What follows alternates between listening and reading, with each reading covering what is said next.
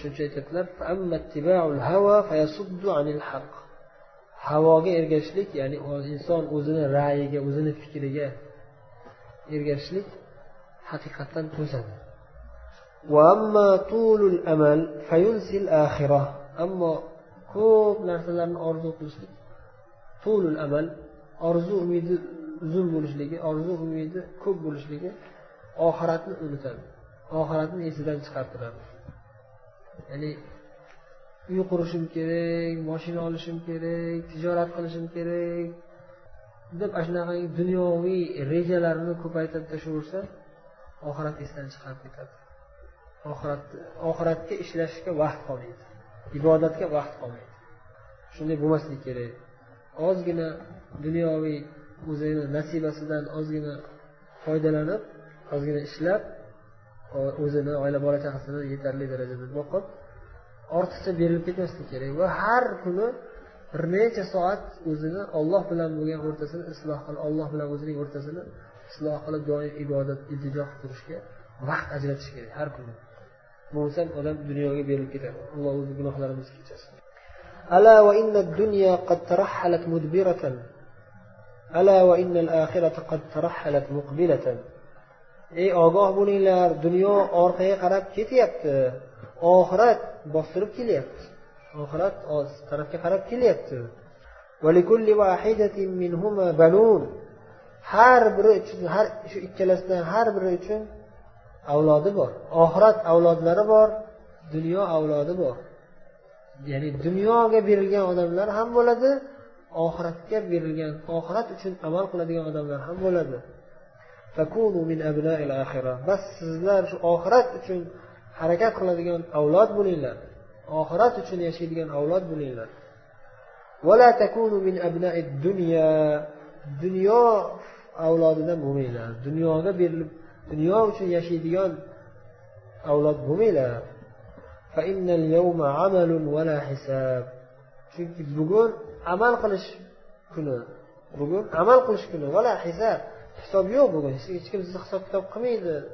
Nima uchun oxiratga harakat qilmayapsan deb. Ishlab qolish, bugun ishlab qolib amal qilib qoladigan kun. Va g'adan hisabun va la amal. Ertangi kun esa, ya'ni qiyomat kuni esa, o'lim kelgandan keyin esa hisob kitob boshlanadi. Hech qanday amal qabul qilinmaydi. Ey Alloh, endi bo'l, ozgina ibodat qil oling, endi tavba qil, endi ozgina namoz o'qib, ro'za tutib oling, islomga ozgina xizmat qiling, endi imkoniyat bering, endi befoyda. Hech kim sizning talabingizga rozi bo'lmaydi. Ertaga amal qabul qilinmaydi. Ertaga hisob kitob bo'ladi faqat, deyaptilar.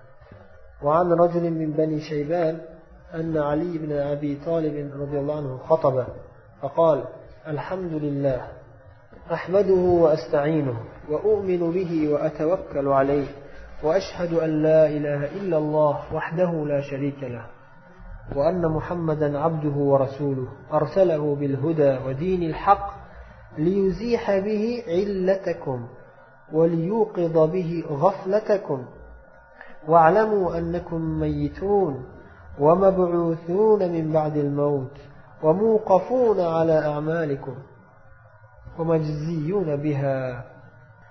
علي رضي الله عنه xutba qildilar. Xutbalarda shunday nasihat, mau'iza qilyaptilarki, Allohga hamd sanolar aytaman, Allohdan yordam so'rayman, u zotga iymon keltiraman, u zotga tavakkul qilaman va la ilaha illalloh vahdahu la sharika lahu deb guvohlik beraman, Muhammadan abduhu va rasuluhu deb guvohlik beraman. Arsalahu bil huda va dinil haq. Alloh taolo shu Muhammad sallallohu alayhi vasallamni hidoyat bilan, haq din bilan yubordiki, liyuziha bihi illatakum. Sizlarning kasalliginglarni ketkazish uchun yubordi. Va liyuqiza bihi ghaflatakum. Sizlarni bu g'aflatdan uyg'otish uchun yubordi. Alloh taolo Rasululloh sallallohu alayhi vasallamni odamlarni g'aflatdan uyg'otish uchun yubordi. Va alamu annakum mayitun. Bilinglarki, sizlar albatta o'lasizlar. O'lim keladi sizlarga, hammanglarga. Va mab'uthuna min ba'dil maut. O'limdan keyin qayta tiriltirilasiz. Va amallaringiz oldida tik turasizlar. Amallaringiz oldida to'xtatilasizlar. Va shu amallaringizga binoan jazolanasizlar. Yaxshi amal qilgan bo'lsangizlar yaxshi mukofot, yomon amal qilgan bo'lsangizlar yomon jazo uqubat bo'ladi. Fala taghurrannakum al-hayatud dunya. Hayoti dunyo sizlarni aldab qo'ymasin. Fa innaha darun bil bala'i mahfufa. Chunki bu hayot dunyo shunday hovliki, balo musibatlar bilan qamiralgan hovli. Va bil fana'i ma'rufa. Foniylik bilan tanilgan, ma'ruf, tugab ketishi, yo'qolib ketishi aniq. Va bil ghadri mawsufa. G'adr va xiyonat bilan sifatlangan bu dunyo. Ya'ni hech kimga vafodor emas, hamma o'ladi baribir. Har qancha boy, badavlat va podshoh bo'lsa ham baribir o'ladi. Bu dunyo unga vafodor bo'lmaydi hech qachon. Va kullu ma fiha ila zawal. Bu dunyodagi hamma narsa yo'qolib zavolga ketadi, yo'q bo'lib ketadi. Va hiya bayna ahliha duwalun va sijal. Va bu dunyo o'z ahli orasida aylanib, hali unga o'tib, hali bunga o'tib turadi. Bir kishida hech qachon turmaydi. Bir kishi bugun boy bo'lsa, ertaga kambag'al bo'lib qoladi. Bugun podshoh bo'lsa, ertaga qul bo'ladi. Bugun aziz bo'lsa, ertaga xor bo'ladi. Hech qachon bir kishiga davomiy suratda sobit turmaydi bu dunyo. O'zgarib turadi. La tadumu ahwaluha. Va bu dunyoning musibatlari ham, dahshatlari ham davomiy emas. Bu dunyodagi qiyinchiliklar ham hammasi o'tib ketadi. Tugaydi.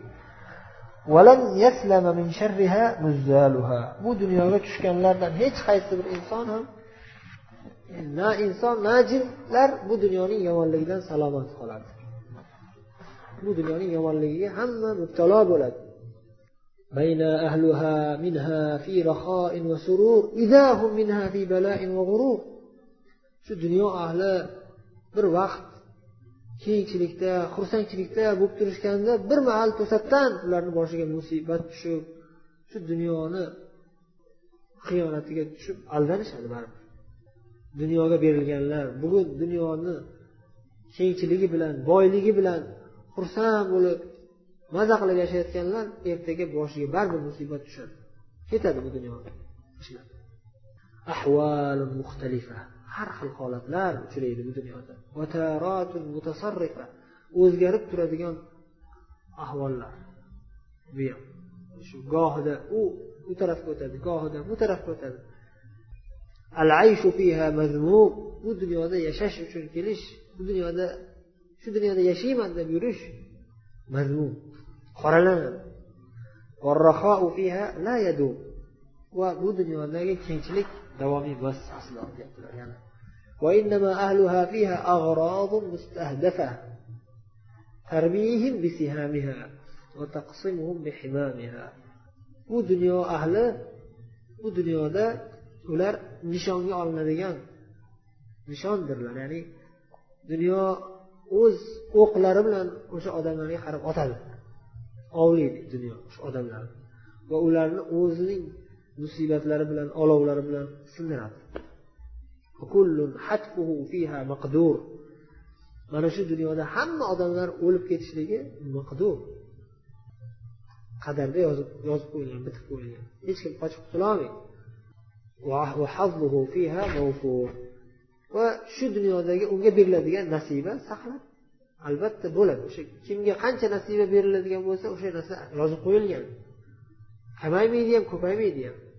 Kimga qancha nasiba bo'ladigan bo'lsa, albatta o'sha narsa bo'ladi. Wa'lamu ibadalloh annakum wa ma antum fihi min zahrati ad-dunya ala sabili man qad mada mimman kana atwala minkum a'maran wa ashadda minkum batshan wa a'mara diyaran wa ab'ada atharan fa asbahat amwaluhum hamidatan min ba'di nuqlatihim وأجسادهم بالية وديارهم خالية وآثارهم عافية. Ey Allohning bandalari, bilinglarki, sizlar bu yashayotgan dunyoning boyliklari, go'zallik, lazzatlari sizlardan oldingi o'tgan odamlarning yo'lidan ketyapti. Sizlardan oldingi odamlar o'tgan yo'ldan ketyapti, boshqa yo'ldan ketmayapti. Sizlardan oldingi o'tgan odamlar sizlardan ko'p yashagan. O'tgan qavmlar 1000 yil yashashardi. Nuh alayhissalom qancha yashadilar? dunyoni birinchi yaratilgan paytidagi o'sha birinchi bu dunyoda birinchi yashagan odamlar bizdan ko'p yashagan, bir necha asrlar yashashan. O'sha paytdagi eski davrdagi odamlar bizdan ko'ra qattiqroq, kuchliroq edi. Tog'ni ursa to'lqon qiladi deyiladi-ku, shunda kuchli bo'lishgan ular. Jismlari ham katta bo'lgan bizdan. Odam alayhissalomni birinchi yaratilgan inson Odam alayhissalom qancha uzunlikda, jasadlari qanday miqdorda yaratilgan? 60 ziro deganlar. Ya'ni 60 ziro, har bir ziro yarim metrdan ko'proq. Ya'ni 40 metrga yaqin desiz ham bo'ladi. 40 metrga yaqin uzunliklari bo'lgan. Kengliklari 5 metrga yaqin. 7 ziro. Xullas, ya'ni bizdan ko'ra kuchli bo'lishgan ular. Va a'mara diyaran. Uylar qurishda ham bizdan ko'ra kuchli bo'lishgan. Biz hozir betonlar bilan, sementlar bilan, temirlar bilan uy qurayotgan bo'lsak, ular tog'ni o'yishgan. Tog'ni o'zlari o'yib, tog'dan uy qurishgan. Tog'dan uy qurishga imkoniyatlar bo'lgan. Qur'onda zikr qilingan. Va hozir voqeda ham shu ular qurib ketgan uylar bor tog'da. Shu tarixiy joylarda ko'rasizlar, ko'rgan bo'lsanglar kerak, rasmlarda. Madinada 200 kilometrlarda ham Ula degan joyda o'sha Samud qavmi yashagan joy. Tog'lar o'yib uy qurishadi. Hozir ham o'sha asorati qolgan. Hozirgacha necha minglab yillardan beri hozirgacha turibdi ular. Biz uyimiz qanchaga boradi? 100 yil, 200 yil yetib yetmasdan chirib ketyapti uylarimiz. Va ab'ada atharan. Asarlari, izlari uzoq bo'lardi. Ko'p joylarga yetib borishgan ular. Biz yashamagan joylarni bilishgan. Bizdan ko'ra ko'proq ta'sir qoldirishgan. Fa asbahat amwaluhum hamidatan min ba'di muqlatihim. Ular ko'chib ketishgandan keyin, o'lib ketgandan keyin ular o'shalarning mol mulklari, boyliklari hamida qotib yotibdi. Qurib yo'q bo'lib, qotib hech qanday foyda bermasdan yotibdi. Va ajsaduhum baliya. Ularning jasadlari chirib ketib bo'ldi. Bizdan ko'ra bir necha barobar kuchli bo'lgan insonlar ham jasadi chirib ketdi. Va diyaruhum khaliya.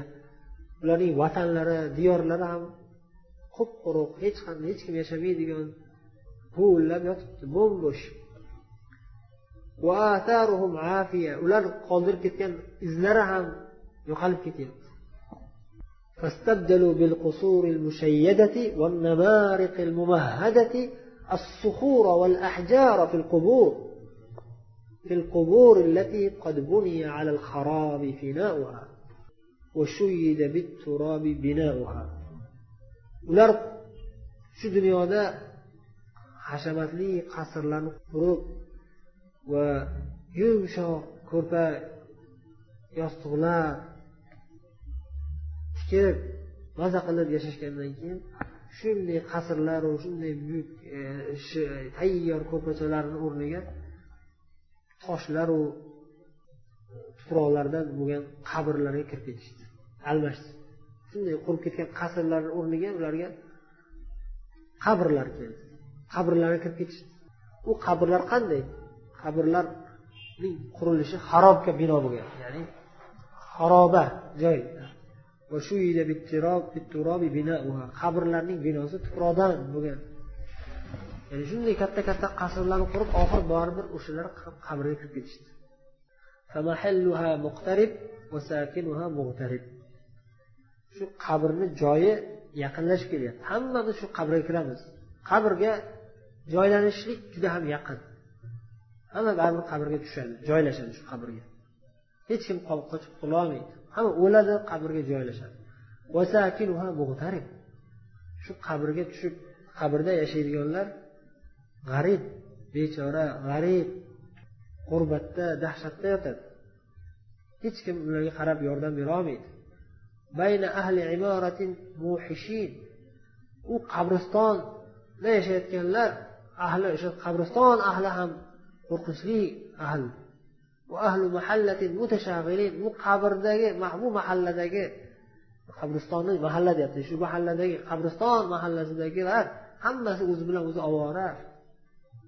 La yastanisuna bil umron. Bu yerda yashaydiganlar bilan ular hech qachon xursand bo'lishmaydi. La yastanisun, ya'ni shunga ushlarga xotirjam bo'lishmaydi. ular bilan xursand bo'lishmaydi. Wala yatawasaluna tawasulal jiran wal ikhwan. Qo'ni qo'shnilar, birodarlar bir-biriga borib, ziyoratga borib kelib turgandek bir-birlarini ziyorat ham qilishmaydi qabristondagilar. Ala ma baynahum min qurbil jiwar wa dunuwid dar. Vaholanki ularni bir-birlariga bo'lgan qo'shniliklar naqadar ham yaqin bo'lsa ham, bir-birlarining hovlilari bir-biriga juda ham yaqin bo'lsa ham, bir-birlarini ziyorat qilisha olmaydi. Bir-birlari bilan borib keldi qilisha olmaydi. Va kayfa yakunu baynahum tawasulun wa qad tahanahum bikalkalatil bila wa adallatuhum aljanadil was-sara fa asbahu ba'da al-hayati amwata wa ba'da ghadaratil 'ayshi rufata. Qanday qilib ular bir-biri bilan bordi keldi qilishsin? Vaholanki ularning holi qanday? Ularni holi o'sha chiritadigan narsalar majag'lab tashlagan ularni va ularni tepasida tuproqlar va toshlar bosib olgan ularning tepalaridan. Qanday qilib chiqishadi ular ziyoratga? Hayotdan keyin ular o'lib ketishdi, o'liklarga aylanib ketishdi. Yaxshi yashashgandan keyin ular chirib ketishdi.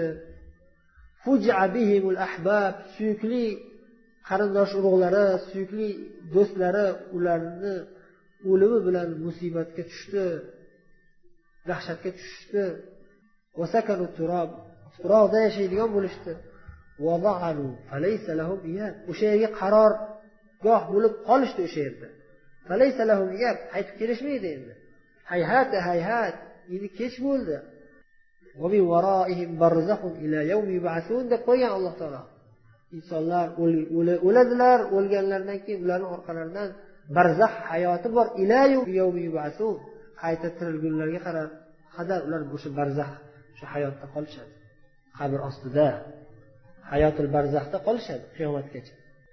Wa ka'an qad sirtum ila ma saru ilayhi min al-bila wal wahdati fi dar al-mathwa wartuhintum fi dhalika al-madja' wa dhannakum dhalika al-mustawda' فكيف بكم لو قد تناهت الأمور وبعثرت القبور. mana sizlar ham o'sha xuddi chirib ketilgan, o'shalar borgan joyga borgandek bo'lyapsizlar. Mana sizlar tanishdinglar ularning hayoti bilan, qabr eslab ko'rdinglar. Mana eslatdik. Wal wahda fi daril maswa, o'sha borib tushadigan joyda yolg'iz yotishlik qanday bo'lishini tasavvur qildinglar. Balki shunday bo'lasizlar yaqinda. Mana wartuhintum fi zalika al-madja', o'sha yotadigan joyda asir bo'lib qolasizlar. Asir bo'lib hech yetolmaydigan asirga tushib qamalib o'sha yotadigan joyda yotasizlar. Shuni xuddi sizlar ham mana o'sha yerga borgandek bo'lyapsizlar. Mana wadamnakum zalika al-mustawda, o'sha mustawda ya'ni borib tushiladigan joy sizlarni o'ziga qabrab olsa, qabrab oladi yaqinda. Mana o'shani tasavvur qilyapsizlarmi? Shu qabr hayotini tasavvur qilgan bo'lsanglar, fa kayfa bikum law qad tanahatil umur, hamma ishlar tamom bo'lib, va bu'siratul qubur, qabrlar kovlanib qaytadan, va hussila ma fis sudur, hamma inson ichida yashirib yurgan ichidagi fikrlari va niyatlari hammasi ochib ko'rsatilganda, waqaftum lit-tahsil bayna yadayil malikil jalil, qiyomatda Alloh parvardigor, buyuk parvardigor podshoh oldida tik turg'izib hisob kitobga to'xtatilganlarda qanday bo'lishini tasavvur qila olmaysizlar. Ya'ni qabrni sal tushuntirganda bo'lsa ham sizlar qiyomat dahshatini qanday tasavvur qilasizlar? Qabr shunchalik dahshatli, qo'rqinchli, qiyomatchi, qiyomatni qanday tasavvur qila olamiz?